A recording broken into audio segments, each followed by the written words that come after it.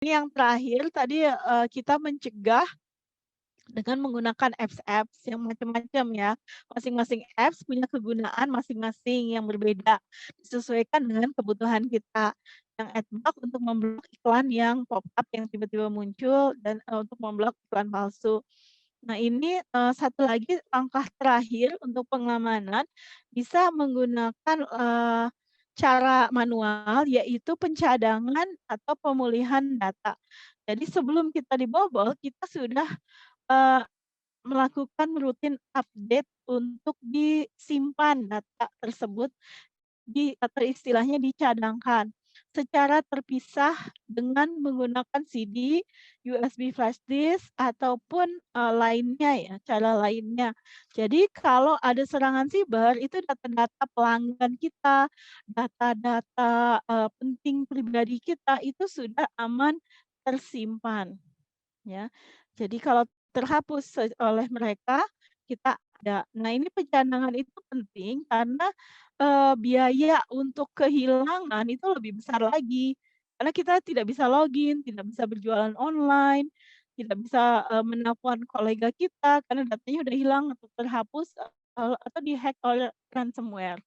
Jadi kalau, diberitahu bahwa informasi Anda tidak dapat diakses kecuali membayar tebusan, apa yang dilakukan kalau kita menerima ransomware? Saran saya jangan membayar, karena kalau kita membayar, dia akan memeras kita sampai habis-habisan, ya seperti itu kasusnya. Jadi usahakan kita cadangkan data sehingga kita bisa melanjutkan pekerjaan segera dan bisa pulih. Kita cadangkannya bisa secara manual, ya. Nah, ini pencadangan penting. Ini contoh, ini, karena saya di perguruan tinggi, jadi ada skripsi mahasiswa ya, ini mahasiswa yang saling mahasiswa yang nge-hack punya temennya. Kenapa? Karena dia iri temennya itu lebih cepat selesai skripsinya. Cara dia meng-hack, dia pinjam laptop temennya, kemudian dia hapus skripsi yang ada di laptop temennya. Jahat ya.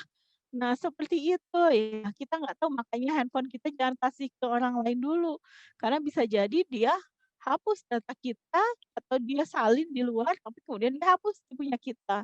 Nah, seperti itu. Jadi hati-hati ya, hati-hati. Ini penting cadangan bagi kepentingan, bisnis atau usaha. Diingatkan UMKM bahwa data-data pelanggan, data penjualan, data produk itu harus di-save dulu, sehingga tidak, jadi apa ya, sehingga kalau kita di-hack, data hilang, kita segera bisa pulih.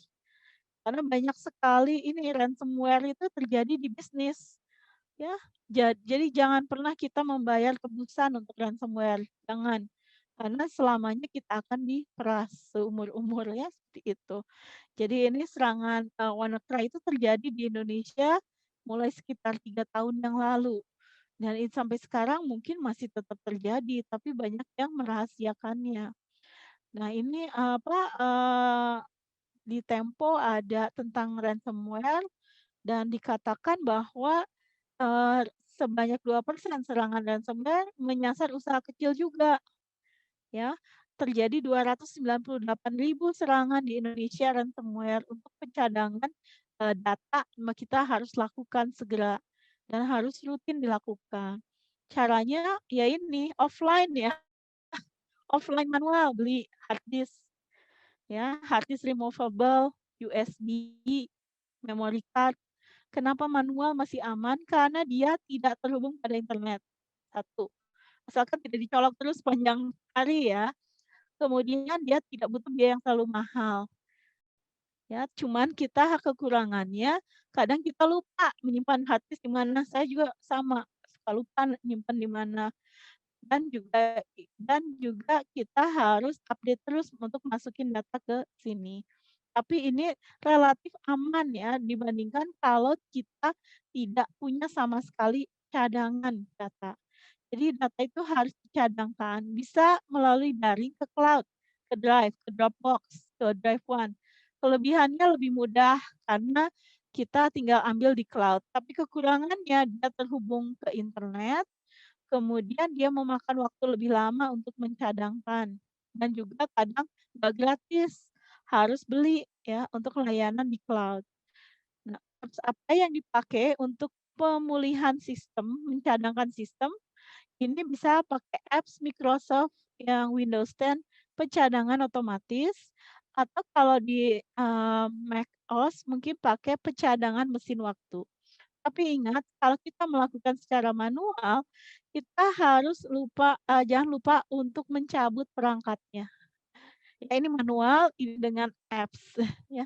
Jadi harus, mencabut perangkat cadangannya, itu ya. Ya Bapak Ibu, jadi kita, langsung cadangkan ya membuat ini, langsung aktifkan di laptop Bapak Ibu kalau menggunakan Windows 10, itu bisa konfigurasi cadangan diaktifkan. Dan ini penting, kita harus secara rutin mencadangkannya. Nah, apa sih yang dicadangkan? Juga yang di aplikasi di Android, ketik akun backup, backup and restore, backup my data, ya, dan tambahkan akun Anda jika memang belum. Jadi lakukan, untuk semua, ini gawai kita di Android ya, buka di apps, pengaturan ponsel pintar, account dan backup, backup and restore, kemudian backup my data. Itu apa, secara manual dan itu sistem yang ada di dalam perangkat handphone kita lah yang akan bergerak melakukan pencadangan. Ini untuk iPhone ya, untuk iPhone bisa ke iCloud ya, bisa ke perangkat. Jadi, macam-macam cara untuk pencadangan dan pemulihannya. Nanti materi ini saya kasih ke Bapak Ibu, jadi langkah-langkahnya bisa langsung diikuti. Dan ini mencadangkan di PC Windows ya, masuk ke drive eksternalnya, kemudian, cadangkan jika Anda memiliki hard drive USB, bisa mengklik, fitur-fitur di bawah ini, ya. Jadi ini, proses, pencadangan upaya untuk menjaga ya, upaya menjaga agar tidak, tidak jadi korban. Dan ini bisa di-download gratis ya, buku panduan toolkit GCA di pelatihan saya itu.